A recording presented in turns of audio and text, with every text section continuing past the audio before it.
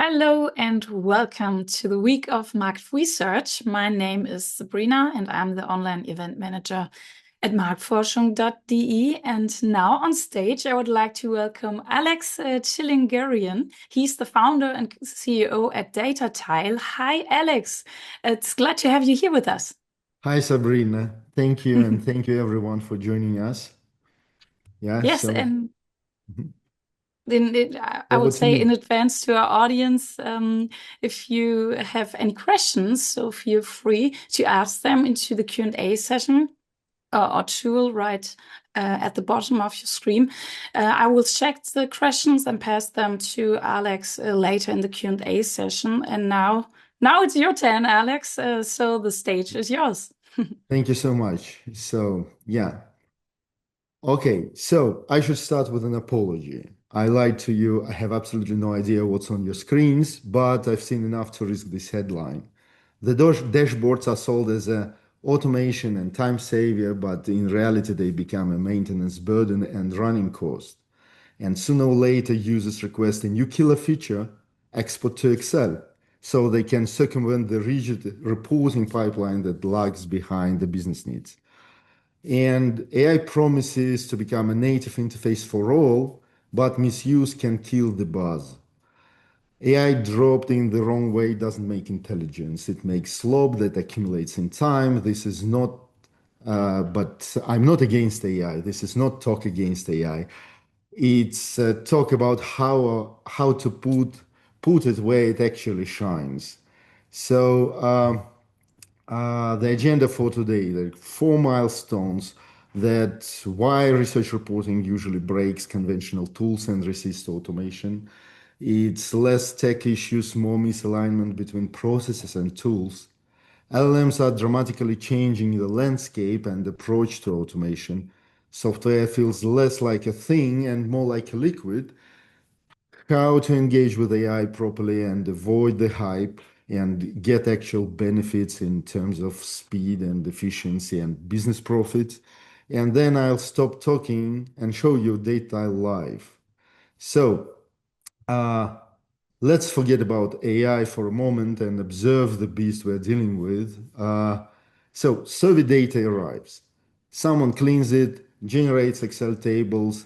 The researcher finds a story and builds a narrative. Someone else builds the deck, then design, then proofreading. Then the client asks one more question about the same data, possibly in a month, and it lands on the researcher's blank memory. So the team works the whole chain again. Business intelligence would just add another expensive layer and dependency on another technological stack. And here's the part people miss. Business intelligence works beautifully on operational data, sales, CRM, finance, stable structure, simple arithmetics. Survey data is the opposite. The questionnaire evolves, brand appear and disappear. You need the whole statistical apparatus, significance, weighting, rolling, and so on. Different studies, different everything. Make it impossible to reuse most of the setup. So when a BI dashboard sits on top of the survey data, ask one question. Where did the research logic actually happen? What software is on the screen of the researcher when they create the story? Was it SPSS or Excel? We all suffered from those infinite Excel top lines when it takes minutes just to navigate to the figure. So if you are feeding BI with clean display-ready KPI tables, the hard work is already done. At that point, business intelligence layer is not doing anything particularly intelligent. It is doing visualization, essentially a more interactive PowerPoint. So uh, before even starting with a business intelligence dashboard, you need to know everything about your data. Just think about it. So you run the analysis, derive the insights, agree on the visualization and user journey with the client or stakeholders. It is a bit like building a house starting from the facade. And if something changes, a new KPI, new market, brand wave, you suddenly need to redo the work. Every tweak or improvement becomes a development micro project. And this is the line. If every change needs a spec, that's not automation. That's relocation. The work didn't disappear. You moved it into a more expensive room. It was my own pain as a data scientist when I worked in the research industry in the back office of a research company. And I started DataTile as a cure to my own pain. So, just a short example. It doesn't have to be that way. This is a real email exchange with our clients, Gmail, the UK currency body for mail media. The dashboard change took less than 1 hour from the request to completion, and most of that hour, probably our manager getting to the email. So it was fast, not because of AI. This is how data works by design. No code, purpose built for researchers' tasks. That kind of speed change what you feel comfortable asking for from your tech and from your developers or automation team. So uh, as an AI assistant, it works great as an operator. We build it as an operator on top of the fully deterministic platform, DataTile platform that gives us unprecedented edge. No guessing where the inferences come from, no need to stare at the script to trace prompt to learn where it all comes from. So here's what we do with AI. So we structure uploaded data sets. You just drop in a SPSS file or Excel file, and the system organizes, refine labels, detects variable types, organizes them into a hierarchy. AI can do it in quite fast in no time. Of course, text processing. By design, LLMs outperform humans in quality, especially in complex, multilingual, and niche studies. Word cloud, sentiment analysis, theme modeling, coding, that's LLM's core specialty. I'm pretty sure no researcher would regret being substituted by AI for those jobs.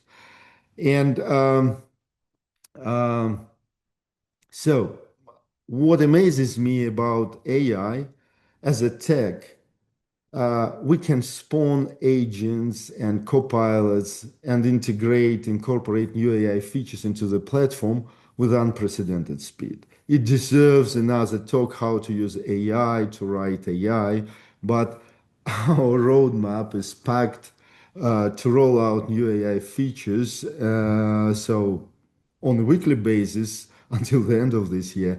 And this is new reality I want to give you a word for. So we had hardware which takes years to engineer, then software that takes weeks or months per revision and version. It's more flexible, but still rigid after release. And now there is a new layer, software in which part becomes liquid and can evolve on their own. So it's a new phenomenon requiring a mind shift and a new term to live with. I call it so internally liquidware. It takes the shape of the workflow on demand, no modules, no specs, no dev cycle, only vetted feedback from the reality, and it adapts. And like every layer before it, it can build beautifully or as a spaghetti. The spaghetti version now has a name, it's AI slope, and here's the new danger. Liquidware fails differently. Software breaks loudly. AI will always produce some results humans tend to trust. Liquidware fails confidently, feeding business with a misaligned or biased decisions. So, liquid needs ground, and liquidware needs to be grounded on the deterministic research core, a platform that facilitates guardrails, governance, and provides custody for every number. Every figure produced by the software must be reproducible by hand, instantly traceable back to respondent level data. Uh, I've seen fully liquid automations that generate and run Python code with an LLM per user inquiry to crunch data. It's not transparency until you are ready to read spaghetti code for every turn, for every run to ensure what you're actually doing. And I can I cannot call it reproducible because an LLM might generate code differently on every fresh run. So just a short demonstration. This is an example of the DataTile dashboard. So I will show you how DataTile facilitates transparency. These dashboards integrate several data sets. There are 1.5 million interviews accumulated over the years under the charts and representations here. Uh, and recall a recent report you used or produced, a figure on your display. Where does it come from? Probably an Excel export from SPSS, R, or Python, or copy pasted to PowerPoint, uploaded to Business Intelligence, different stages by different people. Just think about it. And is there a single person who can guarantee ultimate correctness of your report, of the figure? And here's, I click through, I can select different options, filters, and I always can switch to edit mode, pick a figure I'm curious about, and tick the pencil, and the system sends me back to the raw data to see what crossed up grid report or what kind of calculations sits behind every piece, every chart on DataTile. So no code. Yes, this dashboard could be built using with or without the AI. But there is no blind spots for me to trace. So I'm always able to trace the calculations. I can change or build all the same without AI if I have to. And you won't notice a difference in performance, whether it's few hundred or a million interviews.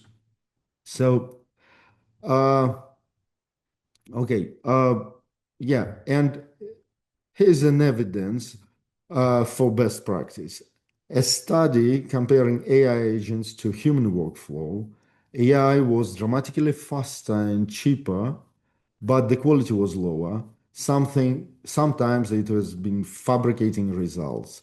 The key finding, process get faster when AI assists a human and slow when AI handed the whole workflow. So the rule for the numbers is simple. And language model can suggest which crosstab to run, but it must never be the thing that computes it. So the calculation should sit somewhere in the tools, libraries, or the platform. AI drives the tool, but shouldn't become the tool. So this software produces the figures, AI operates the levers, helps reveal the story and draft inferences, but it never touches the raw data. So I will continue. So stop with the slides and continue with demonstration. And to start with, I will go through. So I have already flashed one of the dashboards, and I will go through several other examples to give you the understanding what the tile dashboards actually is. And here they are. So this one is a brand health tracker. So for energy drinks category, it contains KPIs, scorecards with brand rankings and quarter-on-quarter shifts, comprehensive overview of ad performance, uh, so connected with media. So yeah, uh, some text processing and trends. It has also imagery, audience profiles here, uh, and media library that all is connected and contextual with the end. So demonstrated and displayed in the context. So it also provides a stakeholder-ready PowerPoint. So one click away, so you can click and it will generate the tailored PowerPoint for these particular stakeholders and the project. Let me press and let it download. It might take a few seconds. Okay.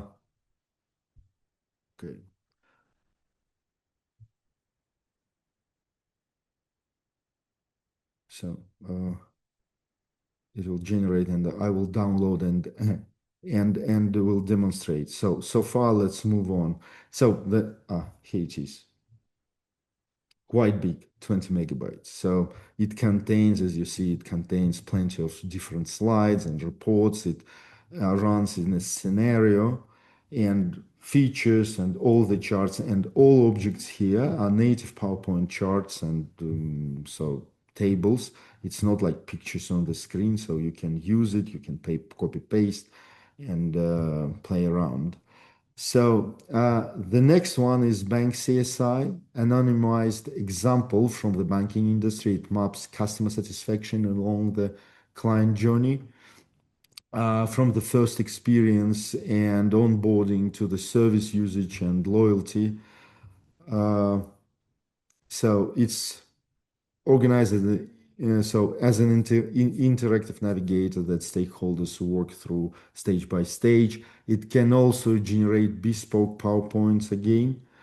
Um, so as dashboard snapshot or as an iterated scenario. So let me open it.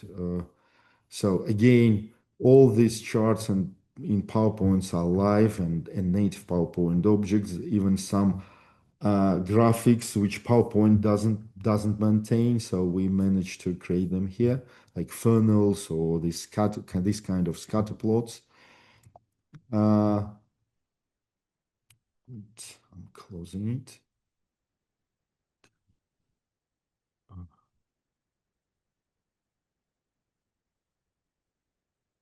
Sorry, struggling with PowerPoint. Uh, okay.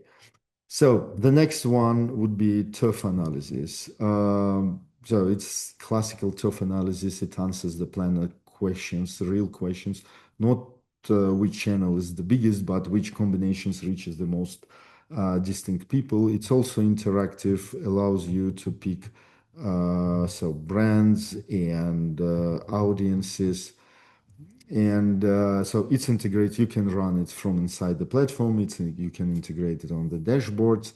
It's universal tool, so you can use to model products and assess them against different audiences. So, and the last dashboard example for today is workshop play. This one is, so to be precise, two dashboards. I will go to the left one. Uh, are maintained by global media and entertainment. They share insights into their audience with the industry. This is their real audience. It's the dashboard is regularly updated and you can track real trends and explore lifestyles. It's absolutely vast. It's audience encyclopedia, hundreds of sections, tens of databases beneath it, fresh headlines every month. So you feel free to exploit yourself. It's available online. Uh, and yeah, you can just go inside global.com and it's about UK audience uh, of their media. So there are other dashboards in the gallery on our website if you just would like to go around and look different solutions. So there is, as you see, uh, there are no rigid templates, prerequisite, or limitations to the dashboard. You literally can build anything tailored to your audience, so client or project, without writing a line of code. So, all right, I will. I will. So show you what's actually under the hood, what DataTile is about, and how it looks like. So internally, DataTile is a corporate research repository. It works like Google Drive with pre-moderated access and the control, but the control goes much further. Access to parts of your data. You can manage how and who can access your data. So functionality, governance, groups, roles, and so on. It's very granular, and every study your organization has ever run in one place. So no scattered across laptops, network drives, and email threads. So everyone works off the same source of truth. So your team supplies clients alike.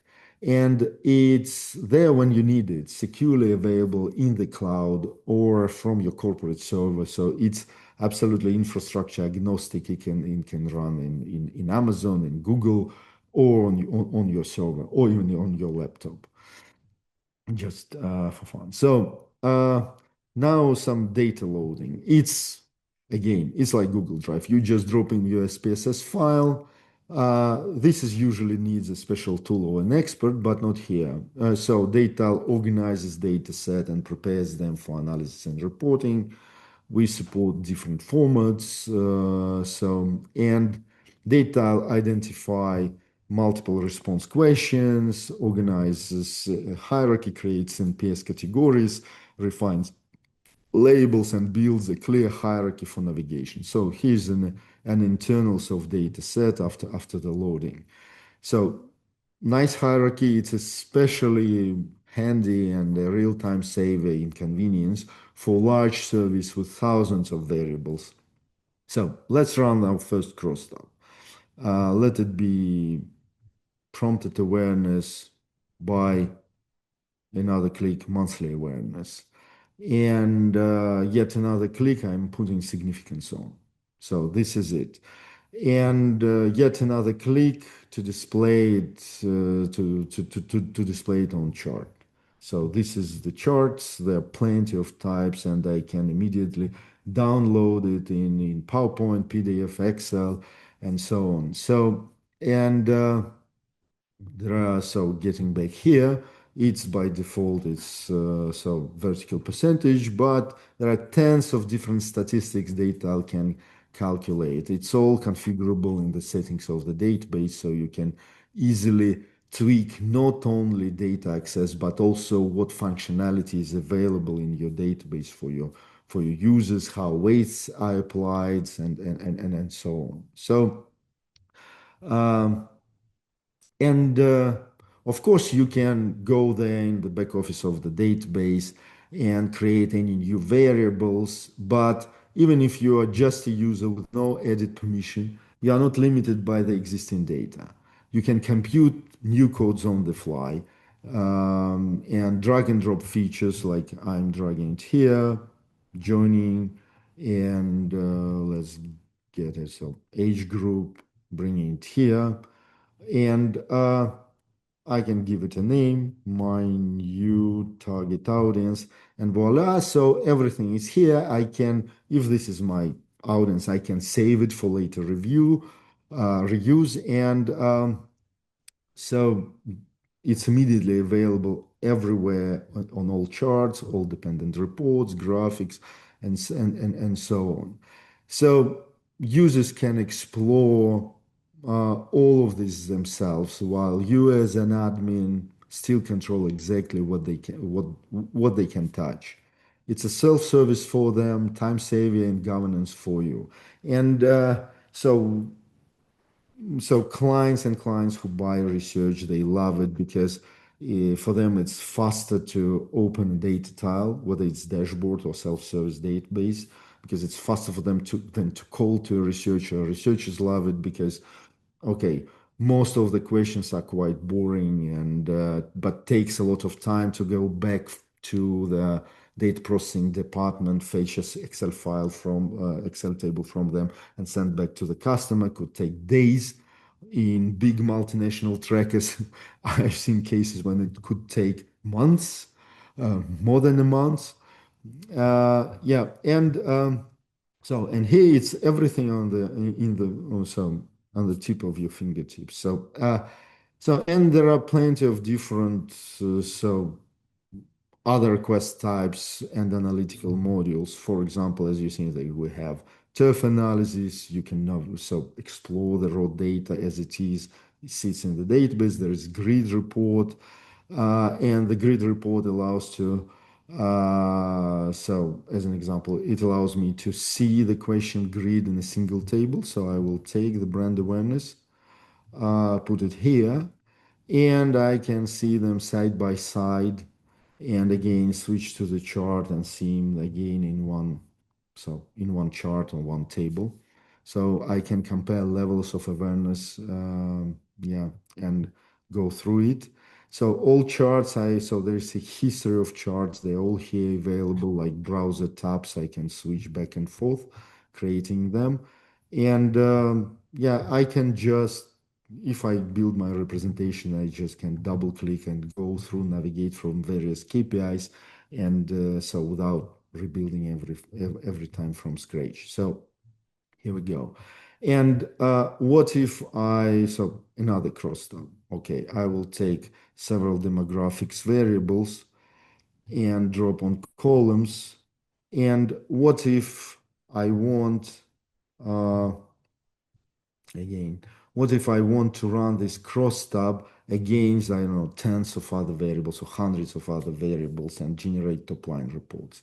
So I can easily do it here. I just drag them, drop on the title of this particular crosstab and ask system to generate them at bulk for me. And they are just added here in the list, which again, I can export it in Excel or PowerPoint. So very straightforward. So let me build, so maybe another one, last one. I want to show you some trending functionality. Okay, prompted awareness again, and waves on columns. And so this time significance tests are so like very configurable here. And instead of putting on, so comparison against total, I want to compare them in trend. So, and trend, so the monthly trend here is to smooth, and I will compare not with the previous wave, but with quarter on quarter, meaning that I'm setting the offset 3. And now, so back to the chart, and trend is better to observe on line chart. Uh, so all these so like indicators are here showing me the difference compared to the third wave on the left, not the previous one. So it's very flexible and very configurable in all aspects. So uh, again, I can click through KPIs, but okay. However, so the most powerful deliverables, of course, dashboards. And you've seen several examples, and I will build one basic dashboard from scratch without any coding right away here. And I'm going to start with this particular chart. Uh, and I will send it with one click, I will send it to a dashboard. So yeah, I'm clicking, it gives me the list of dashboards available for me, but I will create a new one. So new dashboard. And here we go. So I'm switching to the dashboard, and it's just blank page, free placement canvas. I can drag and drop, I can change its resolution, size, and everything. So one sec. Here we go. I can place, I can bring several charts, I can bring them from different databases. And so colors, styles, everything is configurable. I will leave it for the time being. And so to make it interactive, so I'm going to add some demographic filters starting from gender. This is another button. It actually adds those controls. We call them controls. And I'm assembling a filter. This is the content. This is how it will look like on the dashboard. I want it to be buttons, save, place, and so assign as a filter on the dashboard. And so the second dashboard, I will add gender filter as well. So let it be gender, age, not gender, age groups. And again, buttons and multiple selection. So yeah, um, So, and let them all be selected at the same time. So another filter here. And actually, when I switch, click, everything is recalculated. If there are some conditional formatting, significance indicators, you don't need to worry about how it's calculated, whether it's like calculation change, where it comes from. If it's configured, it's there. It's absolutely rigidly sits on the top of the database. So I will add another control. So we are looking at the top of mind, and I will add, so, oh, prompt awareness. I will add it, so I don't remember, let it be top of mind. I will add it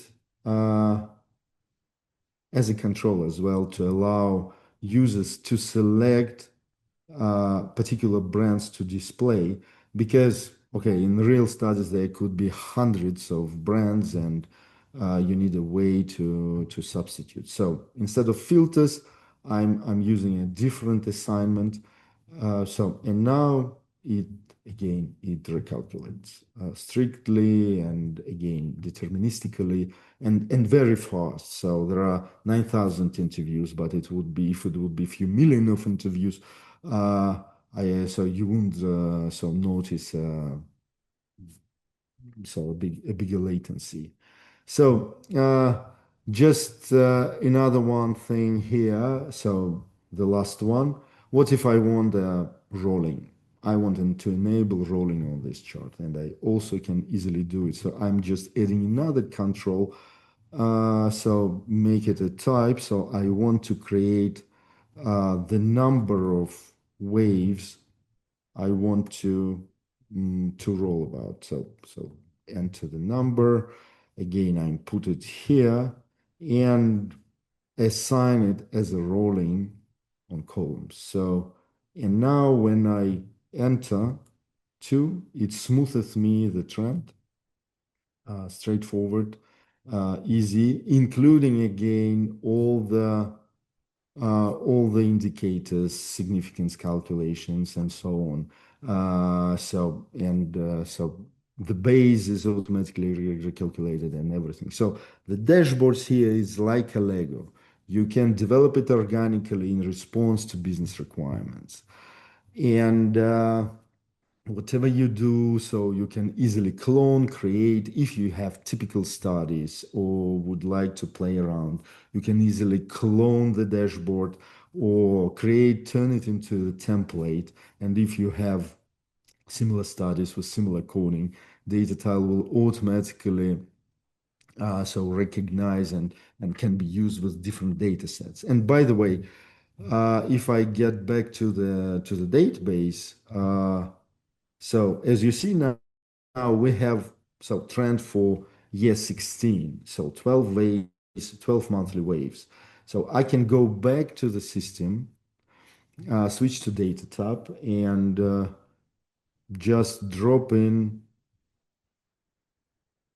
uh, another wave. So I will add, let's say, so 3 other waves, first quarter of the year 17, and I'm adding it to the database, press it, and DataTile will, so this is perfect match, it's demo data, but if there are differences, you have new questions, new variables, or something disappears from your data set, it will display you the entire metadata difference between the database here in DataTile and the file you are uploading. So I click approve, and it will take another minute or so if it's big, or another few seconds, like here, and adds another volume of data to the database, and immediately the data tile identifies that new waves appeared and this is the trend. It should be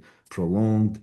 If there are new so brands, they will automatically be added to multi-response group, matrix questions, grid reports, and appear through all the reporting chain automatically, again, without any troubles. So here's an example. So this is the dashboard, and I have this first quarter of the next year. So I probably, so yeah, and as you see, it's fast. Sometimes when we work with our clients, with the new clients, they came up uh, with a so uh, so meticulously prepared technical task used to so how they used to work with business intelligence or other providers, and we beg them just give it up because let's just jump on the call in and during the call we will build and do all the amendments we need. So yeah, because it's fast, intuitive, and again, no code. So, okay, I'll stop here and leave time for questions. Please feel free to ask anything. So, Thank you very much, Alex. This was great. I would like to step directly into the Q&A session. So, Alex, going back to AI topic, what about hallucination in the narrative AI writes? okay. Yeah, thanks for the question. Yeah, it happens. And yeah, and this is why we spend a lot of time building the guardrails, evals, and everything. And we never leave AI alone with the data. So, for example, inferences or some so on the dashboards, on the charts. So we always give it an examples evolves. Every version is thoroughly tested about so against I don't know, hundreds of different states, and so evals come from real data, from real cases, and so clients report us back with some issues, and we immediately add it to the that kind of a liquid layer of our platform, and it requires attention. And the most important thing about hallucinations is like the more space you give AI to work on, so without supervision, the more probability that it will come up with something which not actually sits in the data. So that's the key requirement: transparency and custody of everything. So AI sits on top. It doesn't generate dashboard. It doesn't create a report by itself. It's like a human operates the same levers of the system, and the systems generate the things. So that's how we treat it. And what AI do you use, or which one do Yeah. you prefer more? Uh, Thank you. So we there are two levels. So first we use AI for development. So it's cloud code in the development, and we have so rigorous policies and standards to ensure quality and security. And the same actually applies here. AI assist, humans controls, and we have hard rule for core platform code. No blind spots, no comprehension debt. So everything what was generated must be reviewed. So, and we use Gemini in production. Google infrastructure give us the strongest footing on compliance. It's our native infrastructure and security and governance, everything's there. And so, like, of course, the software, as I said, and the AI part, this liquidware, it's provider agnostic. But the hardest part, and which takes longer, it's actually not a technical challenge. It requires full security and legal review to ensure obligations to our clients so that they hold up against each provider infrastructure in terms of use, and that's security, data, residency, and so on. So far we are so it's for us it's an early stage, so in terms of AI capabilities, and we just focus on one provider, so with a custom and very well structured agreements, direct agreements with Google, to ensure that we are end-to-end compliant in terms of GDPR, so sensitive client data, and so on. And let's go ahead to one last question. Emma said, "It looks great, but we already have lots of tools and subscriptions, mostly paid yearly, and replace all that is basically impossible. Also, different teams are involved, plus some old trackers we still need sometimes. Switching would be a nightmare." And not a cheap one. Where would we even start it? Yeah, that's a whole challenge for our marketing team. So of course there is a big inertia in the industry, and it should be like it's like when you have a data pipeline, it's terribly complicated to switch. So it works, business generates profit, it runs, don't touch it. So we get our clients more like, and we are quite new players. So on the very crowded and so old market, so we get our clients so when so hit a wall literally, so we get the most complicated projects, uh, huge data, because for example, if like there are millions of respondents, multinational trackers, or you want to create a new syndicated database or benchmarks, bringing, I don't know, 5 years of ad or product tests into a benchmark. So this is where DataTile shines, a part of everything. But in general, it's quite simple. You can start cheap and small and try it on your a small project, a new client, just play around without investing much effort, and then understand how operations can be transferred from the existing pipeline to DataTile. And our service team is very helpful. We can guide, we can train, we can take over everything. So build a turnkey solution for our cluster customers. So yeah, and yeah, there is no like hidden corners. So this is how it works. So this is how we do it. Our team does it, and we are happy to train everyone and supervise and help in their journey. Well, that sounds good. Thank you, Alex. All questions are answered. And yeah, that brings us to the end of this event. Thank you very much, Alex and Thank DataTile. you. And yeah, thanks to the audience. Have a good day. Take care, and yeah, see you soon. Yeah, you too. Bye bye.